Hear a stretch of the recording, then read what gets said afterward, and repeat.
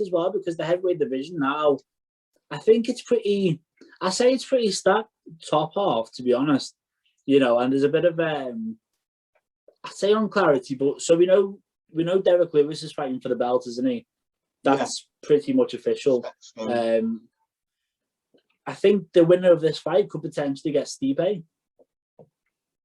Never know. I mean, who would, like, obviously Stipe's not there. I don't know if he's going to go straight into fight for the belt again. I don't know. I think Dana White probably will have him to, but when's he back? Say if he wants how long is it before Stipe's back?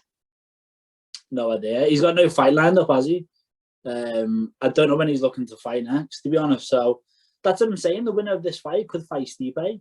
It makes sense as well, though, because if I was Stipe, if I was Dana White in the UFC, I wouldn't want Stipe to go in to another title fight on a loss. Have him go out and get another win and get that momentum back and everything, and then just builds more hype in, doesn't it? You know what I mean? Well, the other problem you've got is if Ngannou wins against Derek Lewis, then John Jones might come about, and he keeps coming out with he's not going to fight.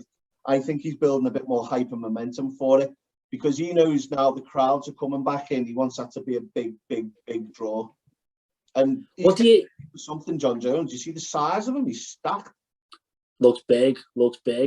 Yeah. What do you think about the whole John Jones situation? Like, now that obviously more information's come out of, like, was it John Jones asking for like big numbers? What's your kind of thoughts on it?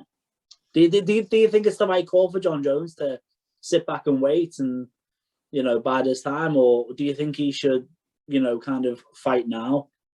What's your thoughts on it? I think he's going to have big cardio problems when you see the size of him. Have you seen him? It's like his jaw. He's big, massive. And if there was ever a thing thinking he was on steroids, his jaw's like all half moon face, what they get. I mean, obviously, he's not going to be... Is he going to be that daft to do that again? I don't know. Don't know with him. You say it's big dick pills, but it's one of them. He's got really big. He's got to feed all that muscle.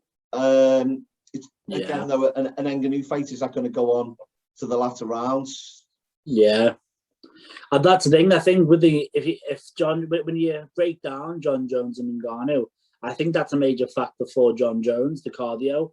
But you are right, though, mate. Like, first time fighting at heavyweight with all the extra muscle and everything like that, does he take away that big factor that he would have had, the cardio? I just meant, though, like, what's your thoughts on kind of his actual his situation? Back. Yeah, just like the whole, like, sitting back and waiting. Like, I feel like he's in his mind, he's like, I've got no urgency to go out and fight now.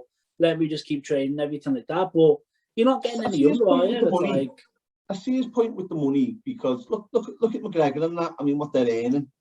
But at the same time, McGregor and that, I don't know how it breaks down his pay-per-views but I mean, McGregor has got a bit of a record and stuff like that, and he went through the thing on the bus. But John Jones is hitting pregnant people and stuff like that. He's not as marketable.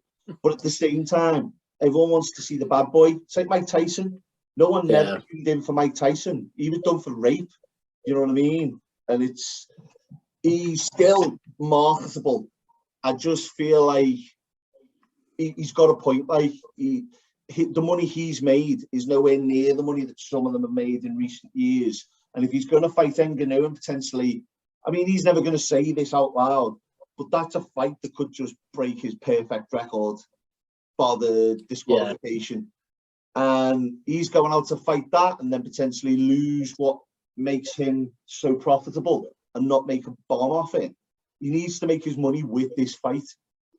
And if he gives him this fight for like 2 million, instead of like a good healthy 10 plus, then he's going to be in a position where if he can go in and get knocked out with one punch, simple as, he's fighting at a different weight class. So he's stepping up, he's losing his cardio, he'll be losing some of that mobility. I mean, remember when he come back and fought Oven Samperu? Oven Samperu, yeah. Slow and lethargic because he hadn't been fighting regularly, but whether you call it cage rust, ring rust, whatever, he's going to be having that ring rust and he's going to be heavier. Yeah. I feel like with John Jones, I feel like, because I've been thinking about this quite a lot, to be fair, like, does he deserve the money that he's asking for? What even is he asking for? Like, what's the actual truth? Because, you know, none of them have kind of, obviously Dana White came out and said this big, large amount. John Jones actually said, I wasn't asking for that much. So it's hard to tell, but he's obviously asking for a high amount, obviously, because then there wouldn't be an issue, would there? I think with John Jones, it's kind of like, maybe he thinks he's bigger than what he is. And when I say that, I mean, for hardcore fans that have been, like, I say hardcore fans, but if you watch John Jones from that time, when he first won the belt from Shogun Rua, and that kind of rise, I mean, he was a superstar. But obviously, MMA wasn't as big. It was big back then, but it wasn't as big as what it is now. So yeah, if he was doing that, but that's what I'm saying. If he was doing that now, well, then I think he would be a superstar. But I don't. But obviously, it happened back then, 2010, 2011. You know, it wasn't that big. And obviously, his last few fights, he hasn't really looked that good, has he? Really, he's had these close fights, so it doesn't really build momentum. So you just mentioned McGregor then. McGregor's, in my opinion, McGregor's just a completely different guy, and it's like, you know, he deserves all the money that he's getting. I mean, he's pulling in massive numbers because people want to watch him fight. I mean, you know, he back then, beforehand, he was predicting these fights. He was winning. He was exciting. You know, people that I'll always tell this story. Like, I remember getting on the bus back from work, and there was two like teenage girls at the front of the bus. And their conversation was literally about McGregor. It was McGregor versus Diaz. And I was like, what the fuck is this? I've ever heard anyone, you know, talking about John Jones like that. No, it's like, I just think the star power of McGregor is just different. You know, he brings people in. I'm not saying John Jones can't have that, but does he have it right now? I don't think he does. I think he's kind of living in the past, to be fair.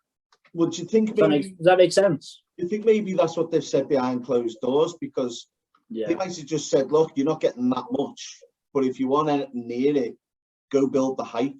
We will have the dedicated fight. Go have a back and forth with me on Twitter. Call me an idiot, call you an idiot, whatever. You're not getting this much, you're not getting that much. When it finally comes together, Nganou's had a chance to defend his belt. Then we've got a heavyweight champion that's defended his belt. There'll be the should Stipe get the rematch or you? And it could just be this whole big, like, volcano go off, and then people will buy into the story, because at the minute it's just John Jones has moved up heavyweight and he wants to just fight the champion because he's bar the disqualification undefeated. I think, and there's another point as well that I said previously. It's kind of what he's doing has been done before by Daniel Cormier, and I feel like when Daniel Cormier went up to fight Stipe, that was kind of obviously a bit like, you know, first guy to do it, to come from light heavyweight to go up in weight to fight for heavyweight. I think obviously Randy Couture did it the opposite way around. He started in heavyweight and then went to fight for the lightweight belt.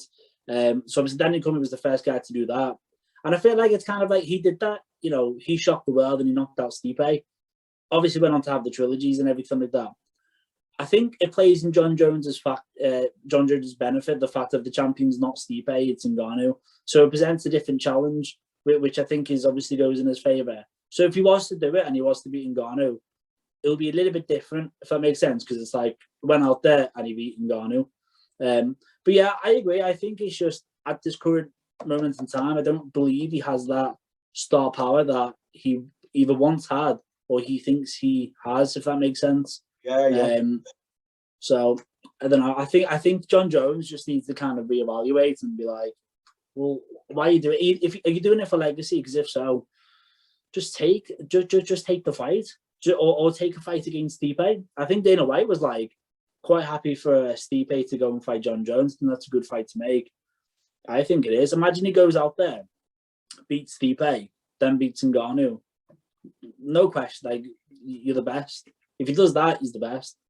But you know, does he want to do it, and at what price?